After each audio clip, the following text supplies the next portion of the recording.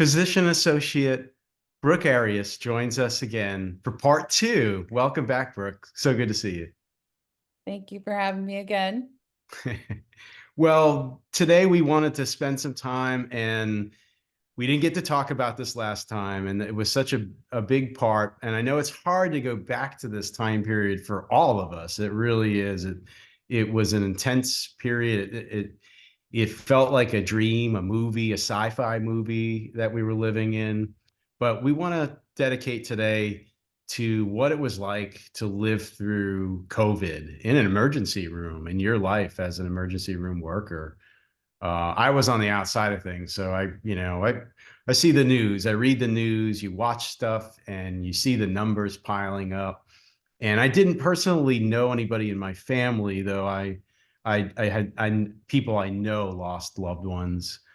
Um, and I was somebody who certainly knew, I realized how bad it was. But you really have an inside view to what was going on in an urban American city. Tell us about that.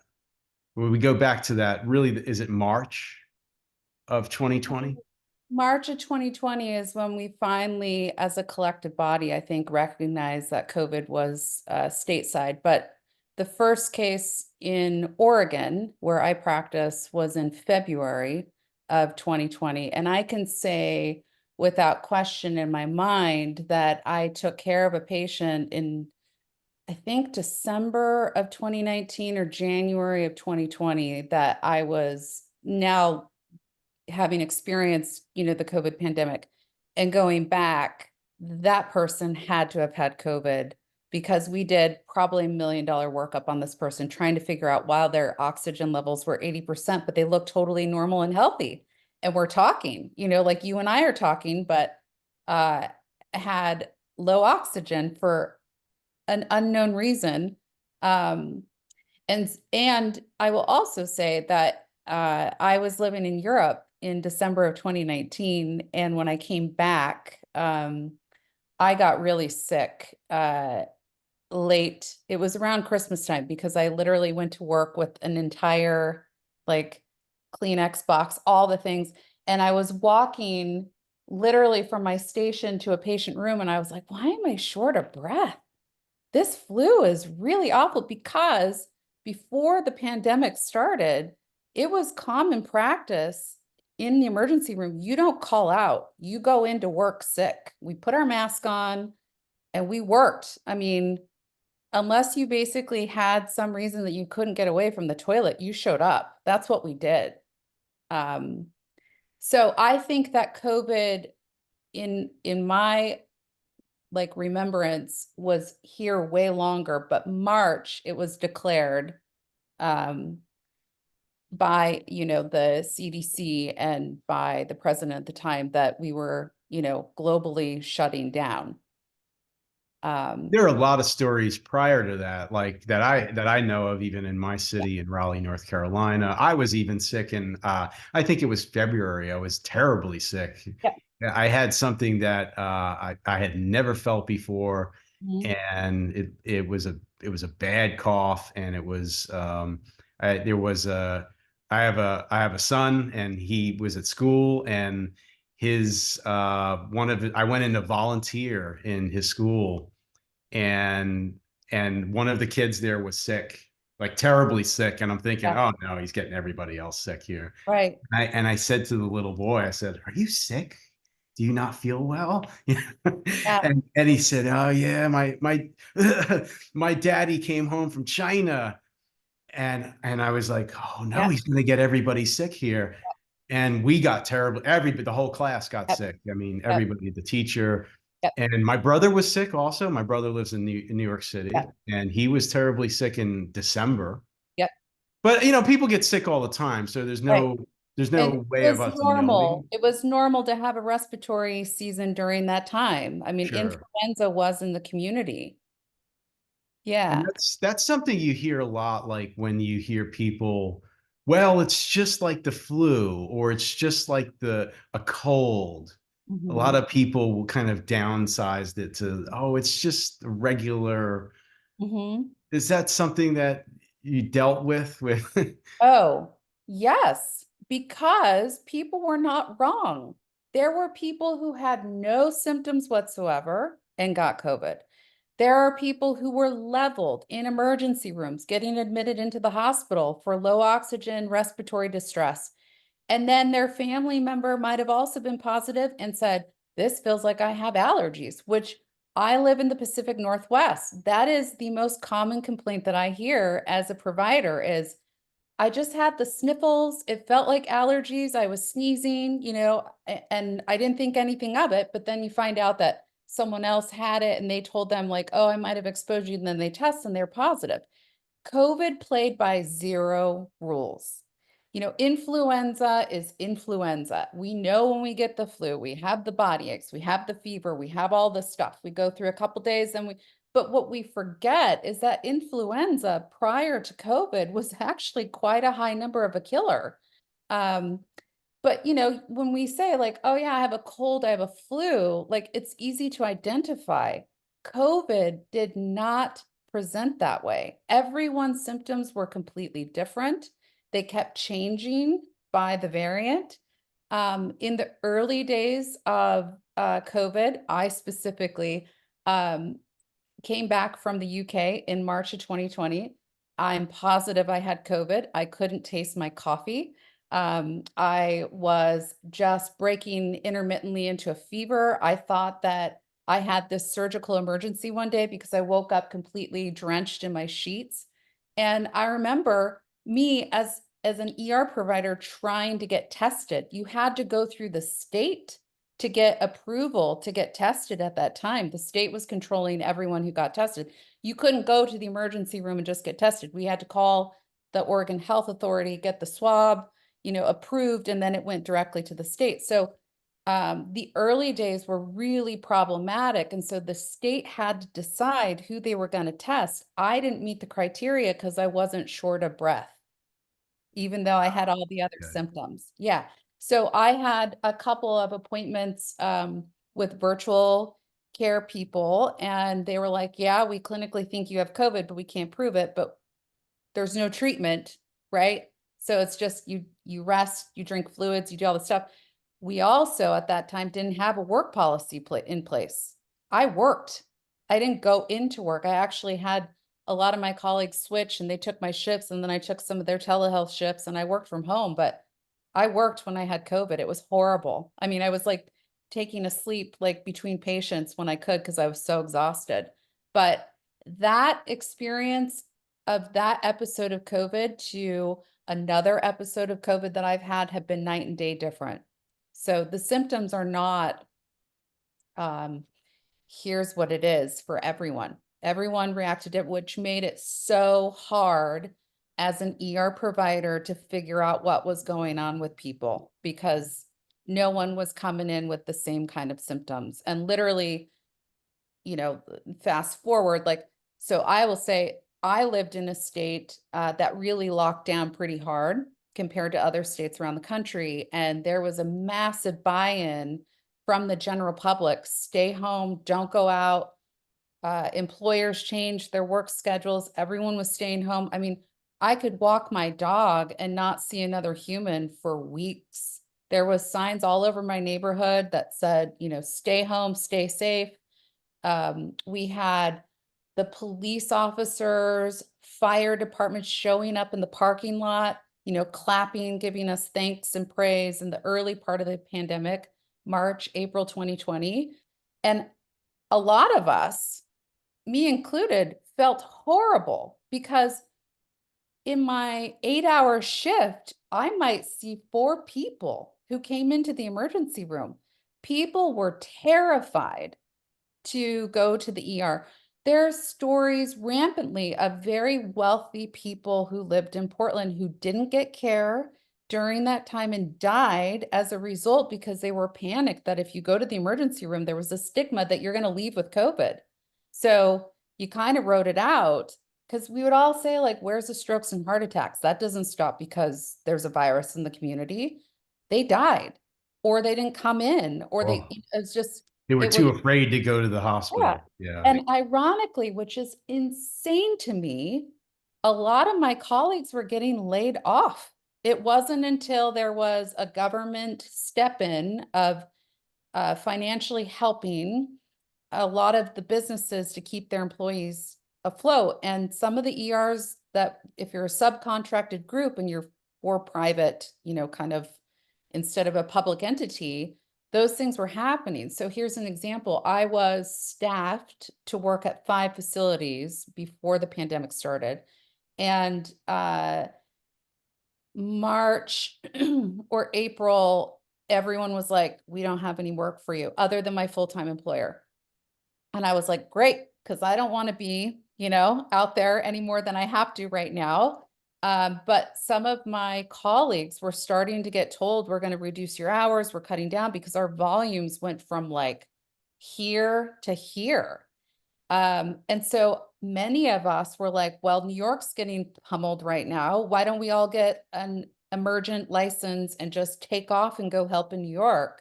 But my employer at the time was like, no, because we don't know when our wave and our surge is going to come here. So Oregon as a whole really fared well at the beginning of COVID. It wasn't until that fall that things really hit the fan for us. So we were delayed by quite a bit Wow. where other states Oh, were just yeah. like, So yeah, you I'm went the whole spring and summer and everything was pretty quiet. quiet. Wow. Yeah. Everybody just stayed in, right? Yeah.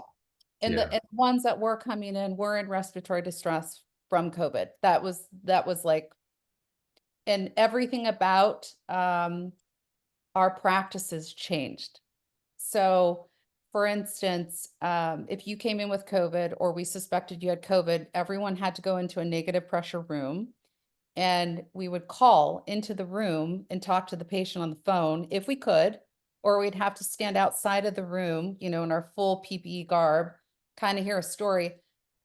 I didn't use my stethoscope for a good 8 or 9 months because it was the same like chest x-ray, blood work, the swab that would take 72 hours that had to go to the state and result. And the person was admitted at this point, um, over and over again.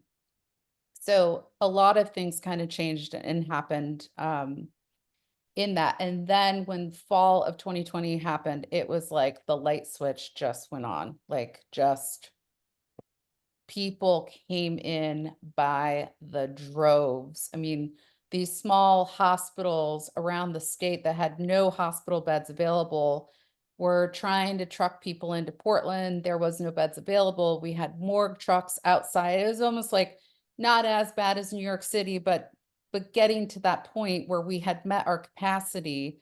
And then our governor at the time started to crack down on like, you couldn't like Portland, Oregon is a big food scene. We have a huge food culture here and we like to eat our food. And they made it so you can't eat inside. You had to eat outside. And a lot, like many cities in the US, a lot of our parking spots all over the place turned into outdoor restaurants, which was really lovely. Um, and then in the spring of 2021 is when the vaccine finally became available for the general public. All of us in medicine were the first ones to qualify for it, or anybody at frontline. And so I think I got my first COVID vaccine December 30th of 2020. It was kind of like the goal for me, like I want this before the year ends. And Wow. we were driving an hour away to find whatever hospital we could get an appointment with that would have them available for us. Um, but the general public started to get vaccinated in early 2021. And then uh, again, because COVID, I didn't know that this could ever happen, but COVID really became a state by state situation where I would have thought, I work in the United States. Surely this is going to come from the top down and just say across the board, this whole country is doing this thing, but it didn't. And so in states like North Carolina, you maybe had buy-in for a month. I don't know. I didn't live there and I not, but you know, I grew up in the state of Idaho, and I think Idaho played the game for about a month, and then they were like, constituents can do kind of what they want to. And And ironically, you mean after that first spring, after yeah, that first initial, wow, really? yeah, Ooh. yeah, Now, it was, North Carolina was pretty tight.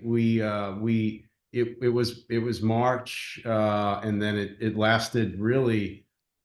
I mean, I think it really went through the whole summer of 2020 into the fall, into the winter. Yeah. Schools were fully online for that whole year. Okay. And we really didn't come out of, I mean, I remember 4th of July 2021 Yeah. was really where people were like, let's hit the streets. We're Right. out. We're Right. out. We're celebrating. It was like Right. a celebration of the ending of COVID, even though it still went on a little bit in Totally. pockets. But that was Yeah. our coming out. So we were really we did pretty good here. We have Governor Roy Cooper who really did a good job during that. Okay. A Yeah. Democrat. We had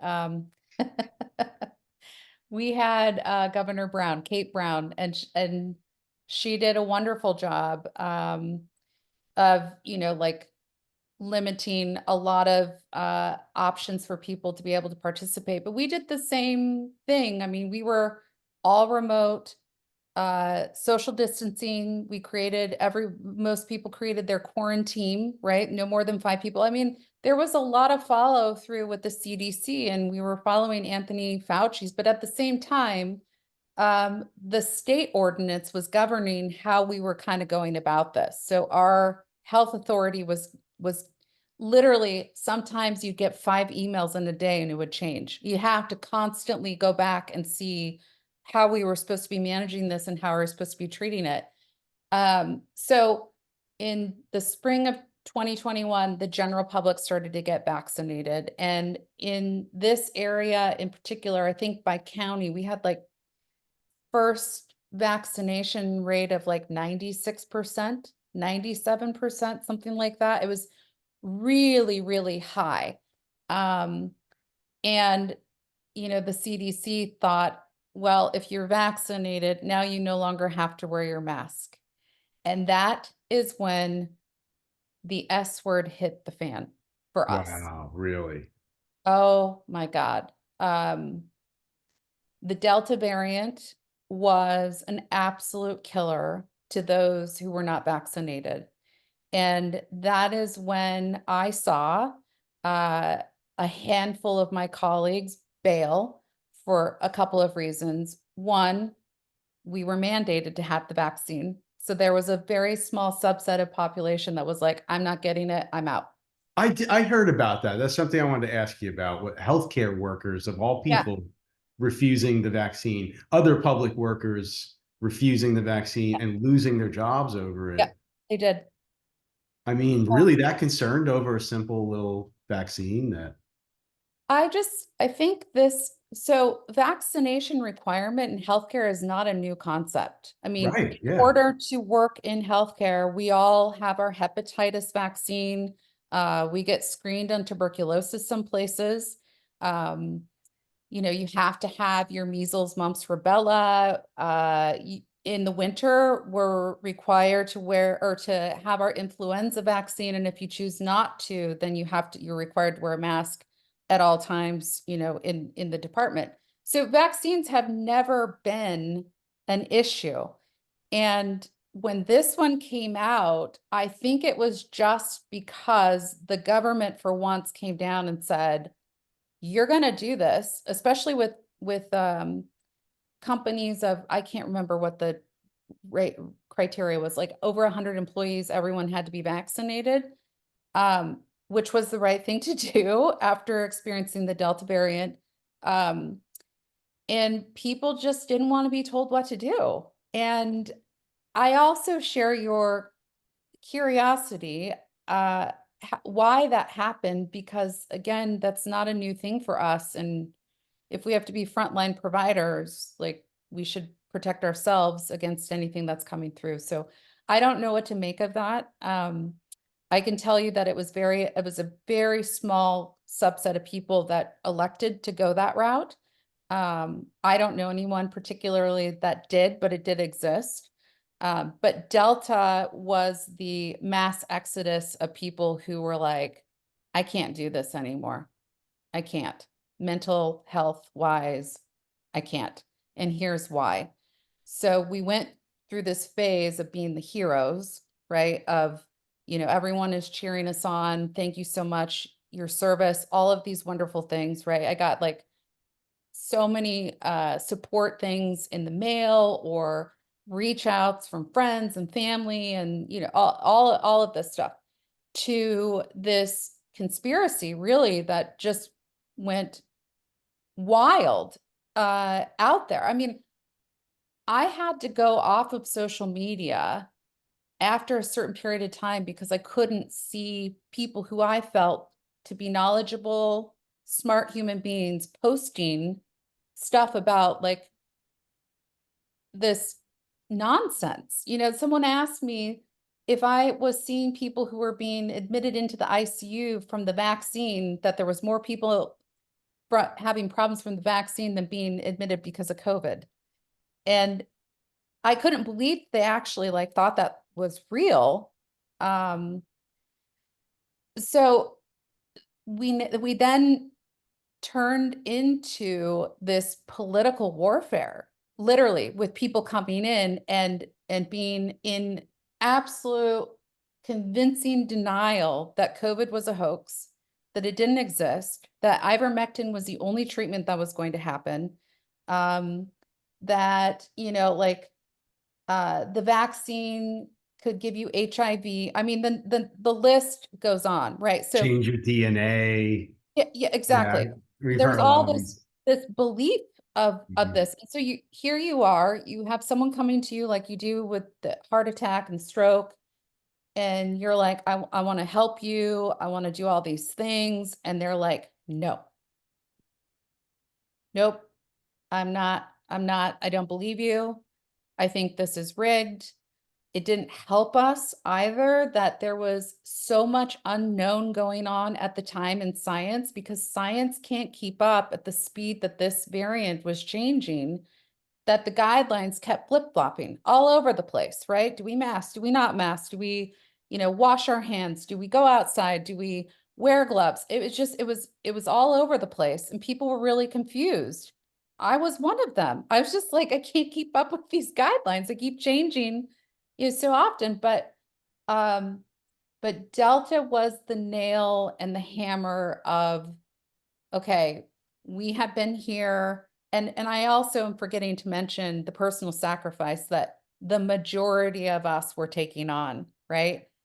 I had colleagues who moved out of their house to keep their families safe. I had colleagues who went on family vacation in the summer of 2020 and one slept in the car and kept the windows up from his kids because he was worried about, we were all worried that we were going to be the vector, right? Because we're working in it. And we're out trying not to be a part of the community, but needing to still be connected. We're human. Um, so you weather this for a year and you think, oh my God, the vaccine is here. We're going to pull out of this. There's all this hope. I mean, there was so many air high fives. Like I went to the convention center and participated in multiple days of vaccinations for the community. And the amount of energy and positivity was, I mean, you just wanted to bathe in it. It was such an exciting time for many folks in this region. And then to go to work and be told that you're the reason that someone is dying by their family. Um, we also had policies in place at the time that family couldn't be in the emergency room, so they'd be out in the parking lot and you're calling someone. I mean, I'll never forget a 30-some-year-old healthy individual who chose not to get vaccinated. Um, Isolating at home, taking care of their kid. And uh, one of the little boys called their mom at work and said, Daddy's playing dead and it's not funny anymore. And the mom left because she's like, well, put him on the phone. He's like, no, he's not moving. So she went home. She found him unresponsive, called 911. They brought him into the emergency room. We coded him for a good 3 hours and he died. And he was, I think, like 34 years old. And this was every single day. You'd have a case like this where it'd just be like someone was upright, totally healthy, and hours later die.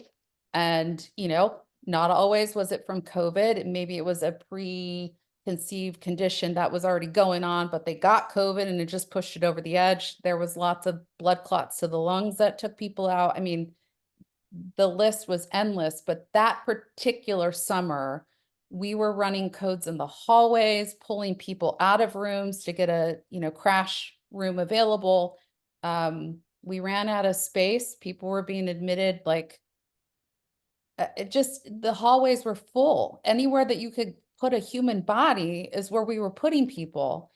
And after doing this for a good 6 months, I had one colleague who just, after arguing with a family member out in the parking lot, telling them that they were going to kill their significant other if they didn't give them ivermectin, and trying to explain like that's not what's going to happen, and then them threatening like I'm going to get the judge involved, all this stuff, she up and walked out, and she never came back to work. That was it, huh? That Wow. was it. And that's just one example. There's many. I had a lot of colleagues who were like, what am I doing this for? Why am I doing this to myself? I found myself that summer crying going to work, crying at work, crying going home from work. For the first time in my entire career, I was having nightmares. Um, I feel very lucky because I know it's a privilege, but the medical board actually put out an email and said that we're going to pay for therapy for all frontline healthcare providers. And I took advantage of that. And my God, I don't know what I would have done without my therapist. Because it just taxed everyone in a whole other dynamic. I think that the emergency room is a really brutal place to work in the very beginning of anything, because it's a hard environment to, work in. It's just, there's a lot going on. But you add in this level of people dying all around you when that's not common to happen, especially in very young people. But there was a delineation between the vaccinated and the unvaccinated that made it in that particular variant. So yeah, early doors of COVID were rough for everyone. So the people that were vaccinated at least once had a little bit better of a chance. Vaccinated at least twice, much, much better chance. Yeah. Yes. Yeah. I don't, uh, in that time frame, I don't recall coding a single person who died from COVID that was vaccinated. It was the ones who were unvaccinated, but they did have some level of immunity. And there was a real, um, there was a real opportunity to talk to people who, because part of the questions of coming in of the nurses of, what medications do you take? Is all this stuff correct? Are you vaccinated or are you not vaccinated?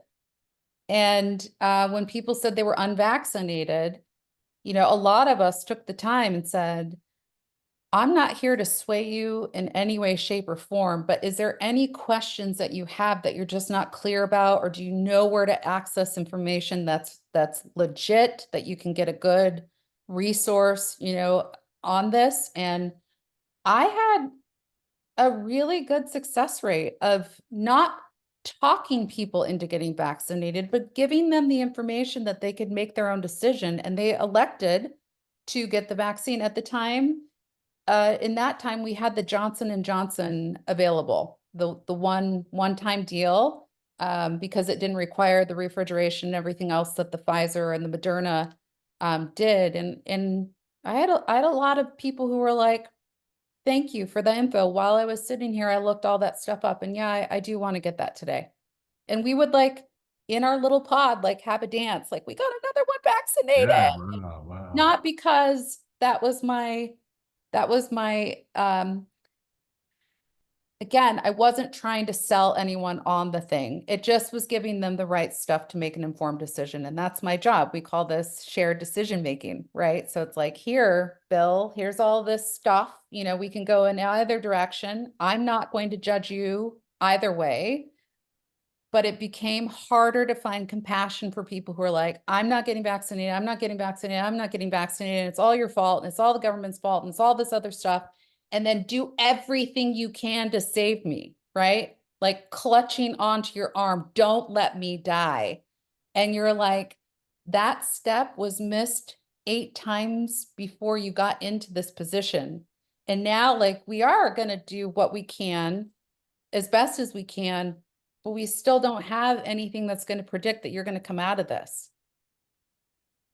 Yeah, Yeah, it's just the whatever they were seeing on social media, the conspiracy theories, it was powerful. it was really powerful. It was one of those moments where I went, holy moly, my job is like political in this moment because I can't argue with people who are coming in with their set beliefs.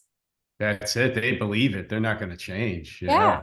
And you leave, and I go, why did you even come in if you're not going to let us do anything? Like, what did you want me to do? Yeah. If there's no trust here, Yeah. of doing this, then I mean, that same summer, I actually didn't watch any television. I mean, I had to go off the grid. Like my mental health was like, I'm just trying to stay above water. I can't be watching the news. I can't be watching the numbers. I can't be talking about it. Like I've got to remove myself from this. And just one day I happened to turn on the television and caught the press conference of, talking about using a UV light and drinking bleach water. And I was like, this is a joke, right? And then I saw the like leaders of the CDC like in their seat, and I was like, and sure enough, the poison control center had all these people trying to drink bleach and sending them to the emergency room. It was wild. It was wild. So Yeah. did you have any people in yours? Yeah. Wow, that's terrible. I know.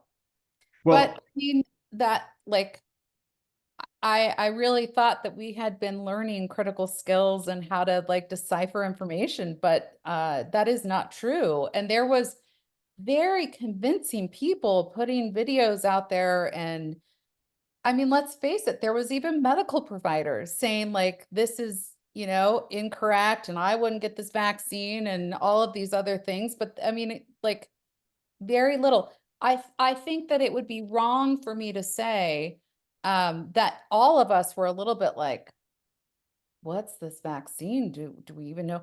But then, like, I had to go on my own journey of digging information, and we were sharing it amongst, our groups. And I really didn't know at that time, but there was a whole pandemic response team that had been working behind the scenes for many, many years during the Obama administration that was waiting for something like this to show up and was dismantled, I think in 2016. So then when this all happened, like there was already a blueprint, to kind of work with. And I started really looking at like the crazy nerds that I respect so much in medicine, that sit on all the boards of immunology and have all of these credentials and all of this good experience. I mean, Anthony Fauci, my God, can you get any more experience than him?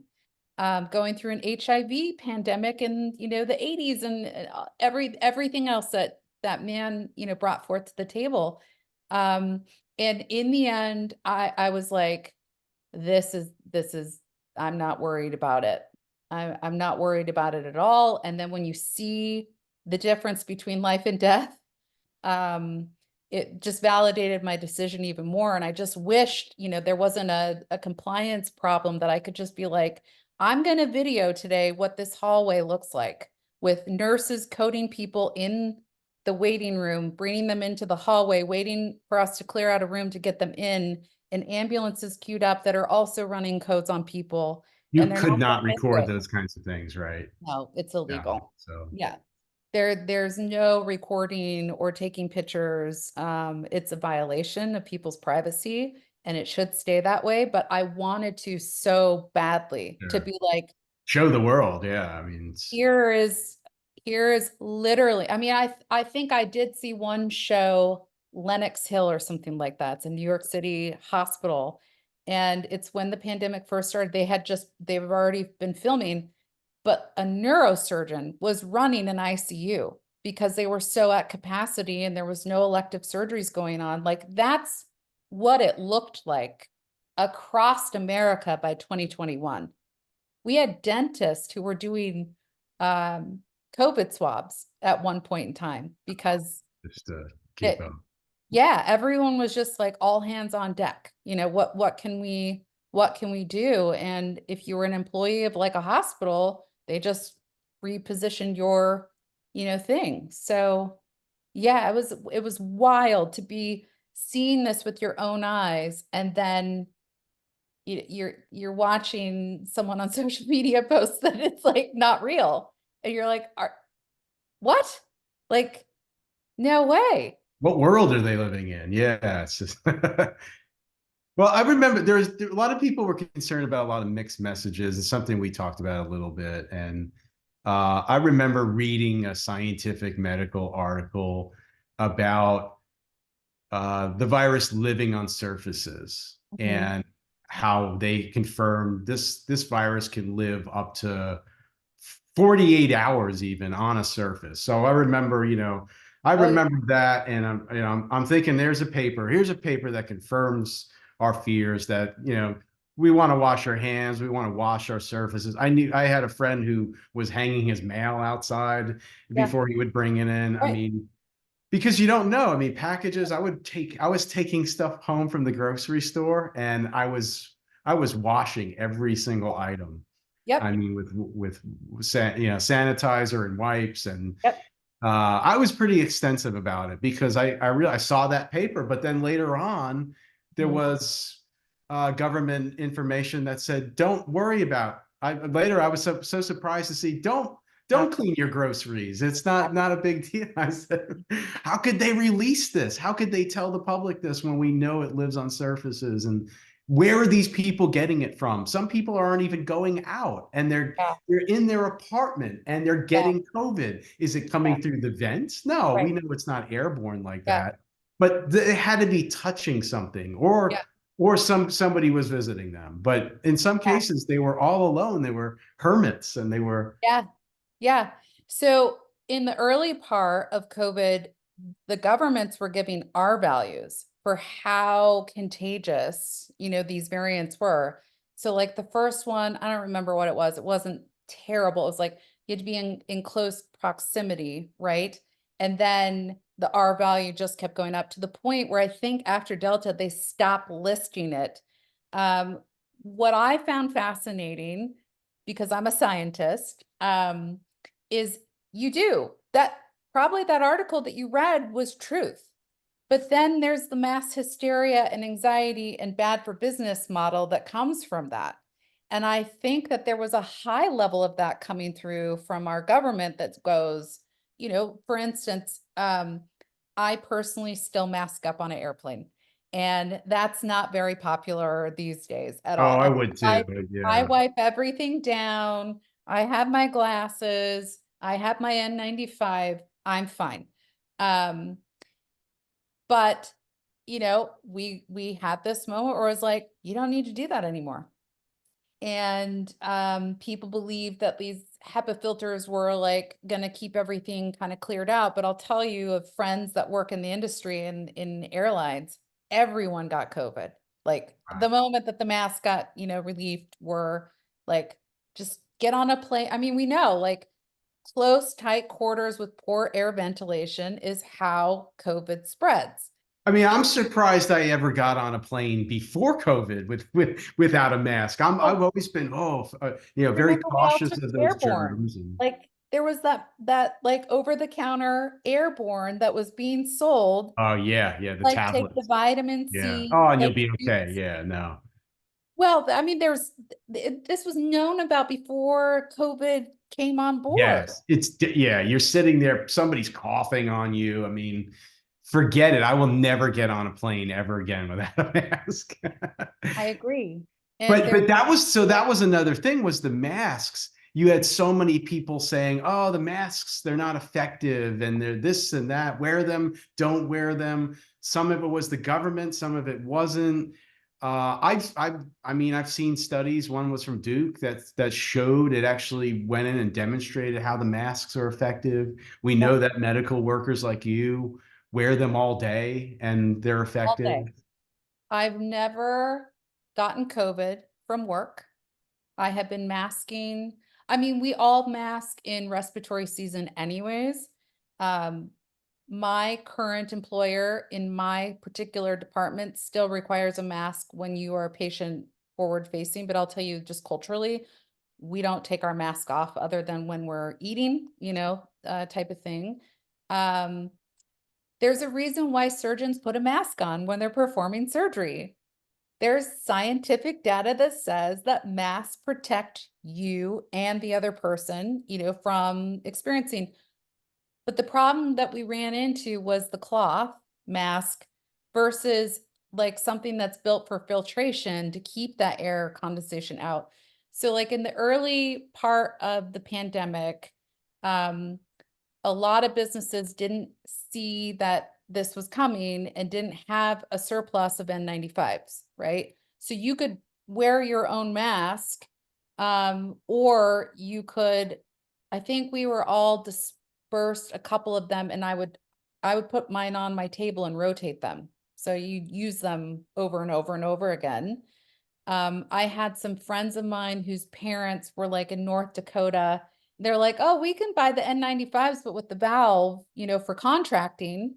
And so they shipped me out a box of that, and then I would put my other mask over the top to protect the valve. So there was lots of things that we did in the early portion, but then found like Delta, again, talking about R value being very high, the more contagious that variant is, the more that you want to keep it in kind of an environment where it can't penetrate through. And cloth, it can penetrate right through. So we went through like, oh, you should wear a surgical mask, and then go, no, that's not enough. It's got to be the N95. And I mean, here I am 4 years into the game, and I've been using my N95 at work, and I've not gotten COVID from work with every patient. Is there any concern over wearing the mask too long? There's no data on that. Um, I do wonder that myself. I mean, I am an asthmatic. I think that probably having, especially for someone who has like chronic obstructive pulmonary disease or heart problems, a lot of those patients could not tolerate the mask because it was too restrictive, for their breathing pattern. But as of my knowledge right now, there's no studies or data that talks about the mask in prolonged use and if there's going to be problems. It's probably something that, but then again, I have to remind myself, surgeons wear masks all day in their surgeries. And most of these people are completing careers in 30, 40 years and not having long-term outcomes. So there's that. I don't, Sure. Yeah, I don't, decades of that yeah, experience to show for. yeah, I was doubling up. I was wearing the N95 and a cloth over it. yep, Yeah, yep, just maybe more of a fashion thing on top of it. But then at some point, I did take the underneath one and it was just a cloth. So that yeah. cloth one really wasn't that effective, Mm-mm. no matter what type of cloth it was, no matter how thick it was, or if there was, some of mine had filters, like slip-in filters. Right. And The filter probably helped you out the most, but if it was just a regular cloth mask, they get damp from the moisture oh, of the yeah, air going through. So it just creates this penetrative, kind of avenue for things to come through. So they weren't as effective. But let me tell you this, if I had nothing versus that, sure, sure. I'm gonna wear it. Even if it's 1% chance, five Yeah, percent protection, any chance, it's any any chance. chance to. Even though I've been so vaccinated, I mean, I'm like a glowworm over here. I don't know what can, like Teflon, like I'm not gonna die. Are they still vaccinating you for COVID? Yes, so now we're back into the general public. It's not like a tiered thing where it's like, oh, your age or, those kinds of things. But each fall there's a new booster that comes out. Um, employers are not requiring the booster for COVID any longer. Um, and this is my own personal side story. So I have had a reaction to every single vaccine, what we call anaphylactic reaction. Um, Really? yes. And this last one was my worst reaction. And so I actually went to an allergist and I was like, she's like, why are you here? And I said, because I've had an anaphylactic reaction to every single vaccine and I'm not willing to stop them. And she's like, okay, well, this is what we're going to do. So part of my regimen with asthma and having allergies is I'm kind of like preparing my immune system for this next one this coming fall. But again, my risk factors are different than most people's. And so I'm choosing my own, like I'm still in the heart of COVID. I'm still going to get vaccinated to protect myself in any way, shape, or form that I can. So are people still getting COVID in Portland Oh yeah. Yeah. and around the country? Yes, and The numbers are still there. Yeah. COVID has been here before we had SARS and MERS come together, okay? And that's what created COVID-19. But coronavirus is a normal virus that is been in existence with kids' colds for a long time. And it's what we call endemic. It's here to stay. It's like RSV or, adenovirus. Like there's all kinds of different viruses that cause colds in the kiddos. And we expect that kiddos should get like 6, 7 colds a year. That's how they're building up their immune system.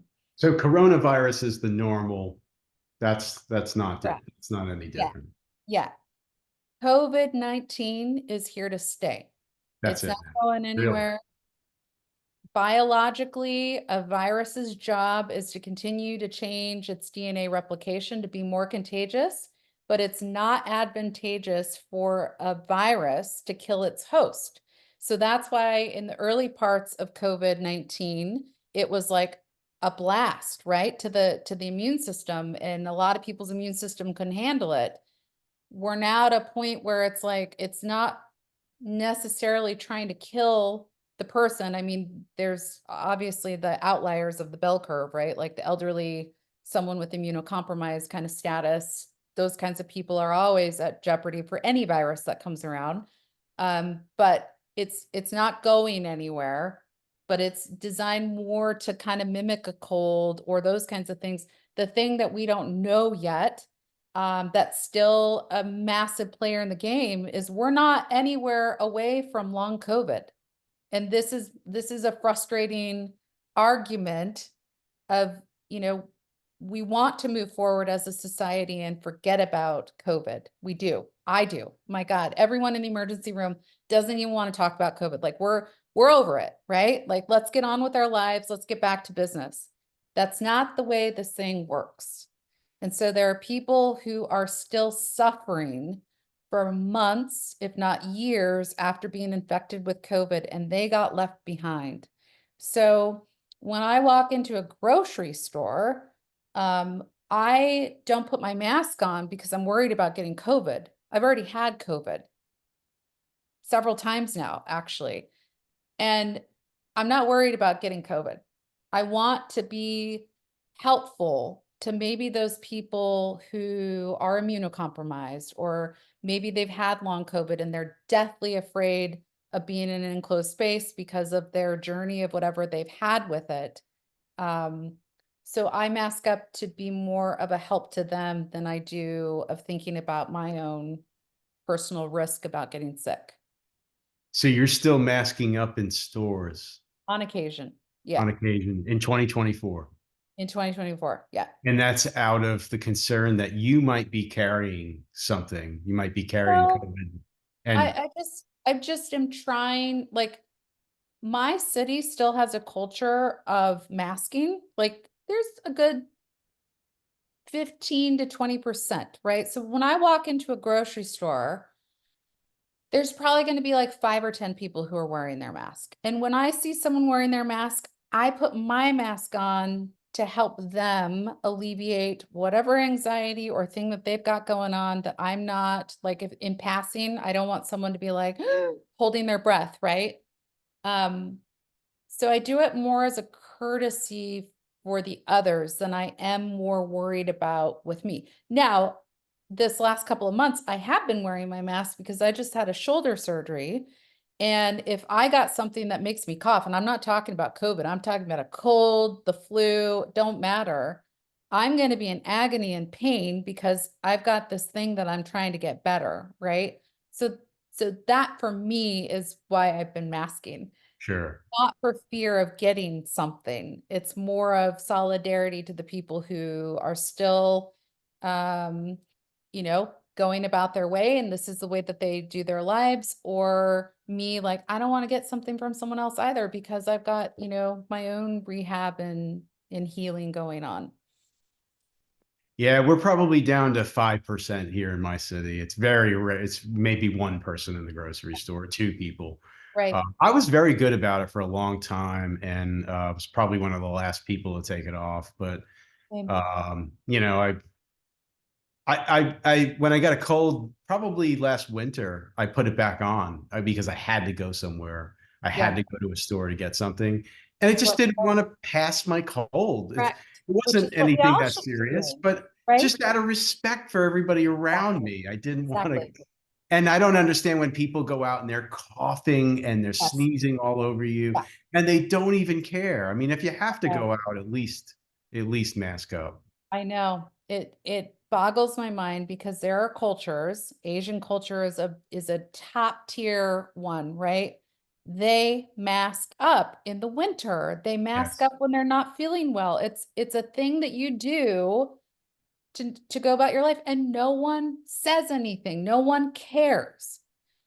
I have not personally had the experience of someone saying something snarky to me about wearing a mask in public, but I know a lot of people who have, and I find that puzzling because I'm like, if someone is sick and they've got to go to the grocery store, just be considerate and wear your mask or order it to be delivered to your trunk, which I had to do for a year because I got shunned in a grocery store um, going before a shift to the emergency room. I just stopped in to get creamer. I mean, I was in and out, but I was in my scrubs. They were clean.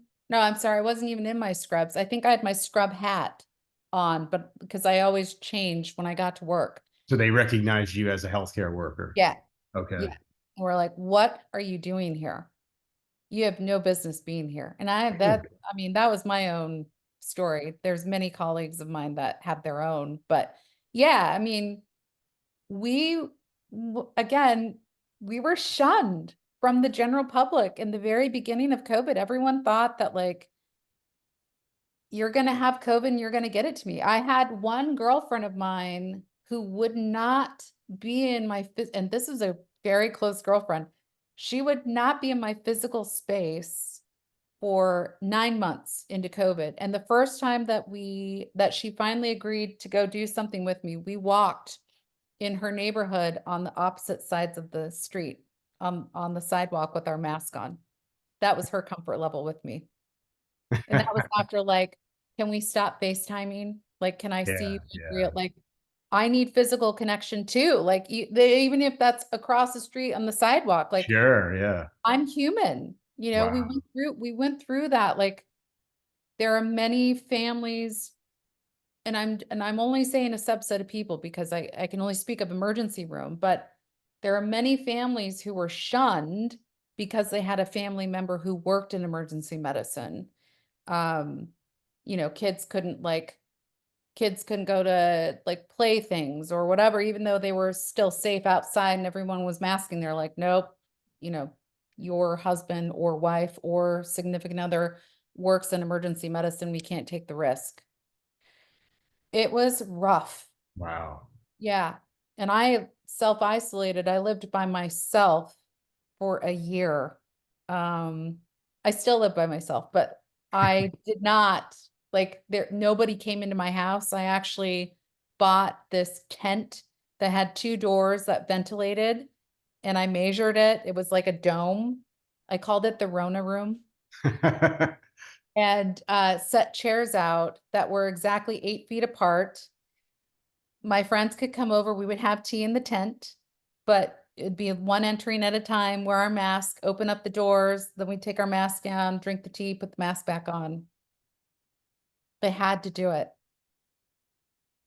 Yeah. It was, I'm it was, still a little crazy in my university classes. I put chairs out in the front because always at the end of a class you get students that come up and yeah. they ask you a question, Oh, and yeah. Yeah. And I've had experiences where they came up coughing, and Yeah. I guess I'm a little bit of a germaphobe. You're not a And germ but phobe. a week or two later, I'd be sick, and I Yeah. always now I blame that student. Now it's on them, and I don't want that to happen. So Yeah.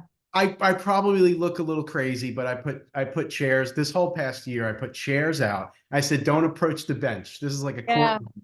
Right. Stay there, raise your hand. I'll Yeah. talk to you. But But it did though, didn't it? Created 4 years of weathering this. It created yeah, social anxiety for so many people. I yeah, mean, I did.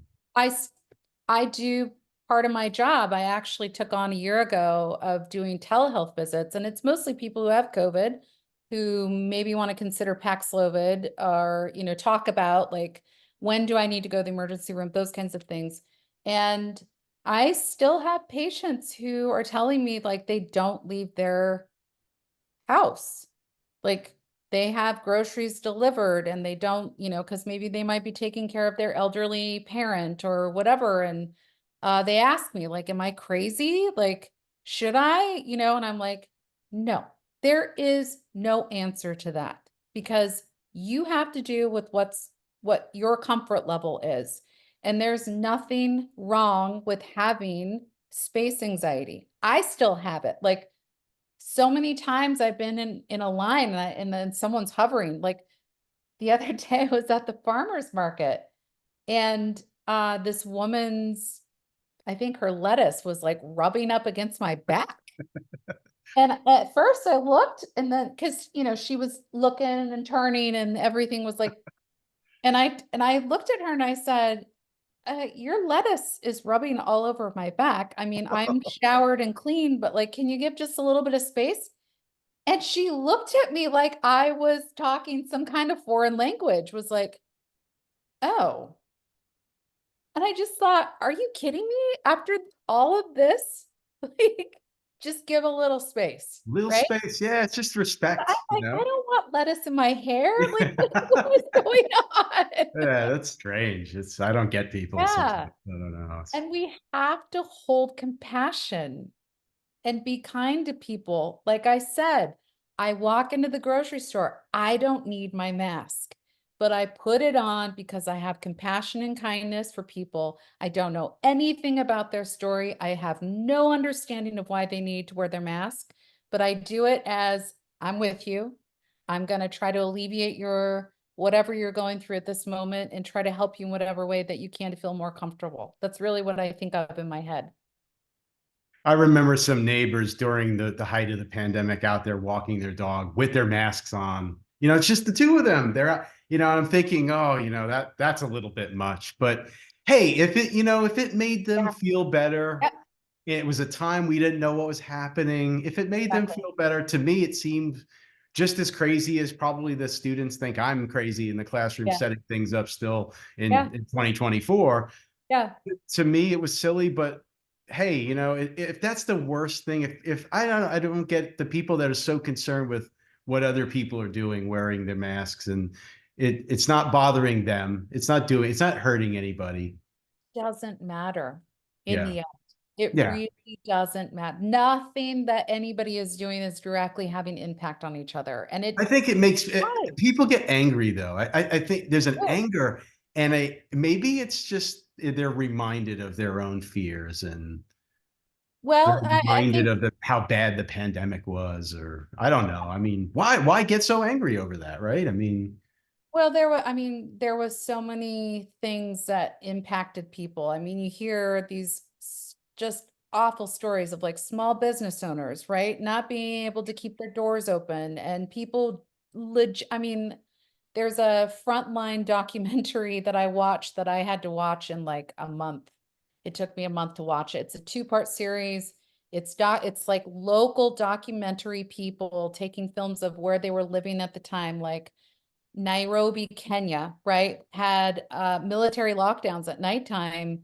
And if you tell, or like Bangladesh, right, you tell this third world country with poor people, you can't go out, but the government doesn't have the resources to give you food, to provide you shelter, any of these things. And these people were literally getting out of their house at nighttime, just trying to go find food scraps in dumpsters and getting shot in the streets by their government. I mean, there is a level of anger that comes from so many different angles of there's frustration and anger of not being able to see your family for 2 years, of missing funerals, of not having weddings. I mean, the list just went on and on and on for people. But I'm glad that you brought that up, because that is exactly what happened in the emergency rooms across America. It was people were pissed and they were coming in and the violence went through the roof. I mean, we are now in another epidemic of violence in emergency rooms across the country. At one point in time, I think it was at the tail end of Delta, we had the National Guard come into our emergency rooms. More, I think, of just a presence of like, we're not going to tolerate, these people like being violent with us, trying to help Wow. and save Wow. their lives. Oh yeah, I mean, just Really? awful. Yeah. Yeah. Yeah, that happened. It's still happening. We still have a level of violence that, like, if you look at the data across America, violence has gone like this since the pandemic, in emergency rooms. There's just a lot of anger, I think, in the world having, and let's not forget the mental health component of being stuck in your house. I mean, it was Sure. like, Yeah. if you're an extrovert, it was like being in prison. Yeah. Oh, Yeah. you're like, I can't go anywhere. There's nothing that I can do. And It seems like it just destroyed some people. Yeah. I mean, it did. a lot of psychological effects. Suicide ideation went through the roof. There was a lot of our younger people, late teens, early 20s, that reached a level of mental health crisis that they've never seen before. Um, yeah, so yes, anger has been a part of the pandemic as well for multiple reasons. Um, and I think that it's an individual thing of what people experienced and how they reacted to it. But there was also some really wonderful things that came about of it too. Never before, I don't think I've ever used technology to connect with so many people and be able to do some amazing things. I mean, I lived in London before COVID happened. I have an entire tribe of people who live over there, and they were in a massive lockdown. I actually went through it with them for a month in June of 2020. I took a leave of absence from work because, again, like I said, it was quiet.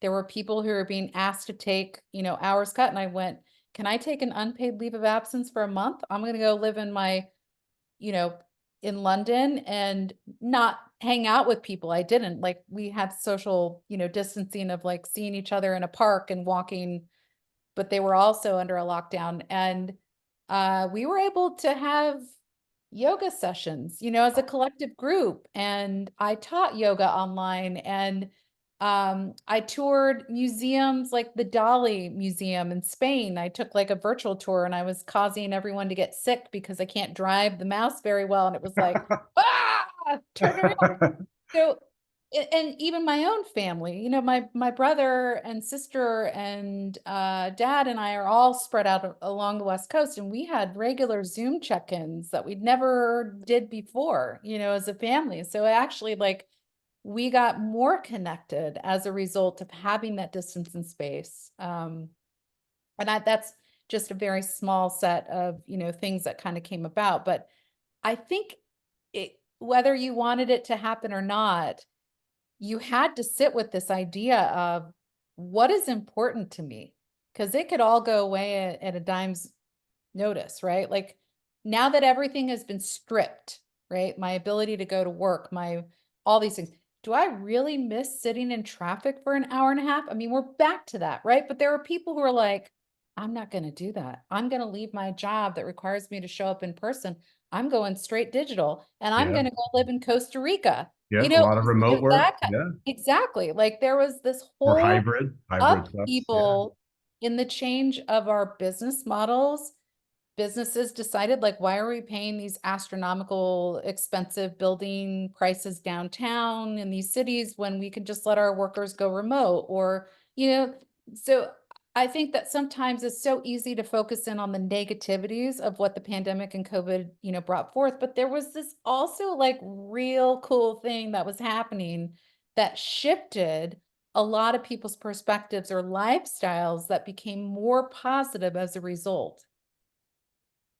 Just my 2 cents. Well, that's a nice way to close things on a positive note. I dig a little deeper with some more negative stuff, but then I'm pulling us back in. So let's end here with some with that good note that yes, there were some good things. Even the origin of this podcast started in during those times where I was interviewing my summer program went online and I Yeah. got into interviewing a lot of artists, authors from around the world, Yep. and that was the origin of this show. So I mean, there are a lot of good things, and Yes, you got to look at things on the bright side, right? very much so. And it really was. The whole world did their part. I really do think that. Well, thank you for your service. I know again, I said it last time as you took us through what it's like in the ER. Now today we talked about the COVID-19 experience, and it's tough, definitely a tough time, right? But Yeah, you feel like you're in a new period now, I a new am. era? Yeah. Yeah, yeah, I am. I'm actually, oddly to say this, but I'm grateful for COVID. I really am. Because I also took a hard look at my life and went, what is serving me here and what's not, and what changes am I going to make as a result of this? And um, I am much happier in the position and situation that I am in now than I was going into the pandemic. Well, again, thank you for your public service. Brooke Arias, everybody. Thank you.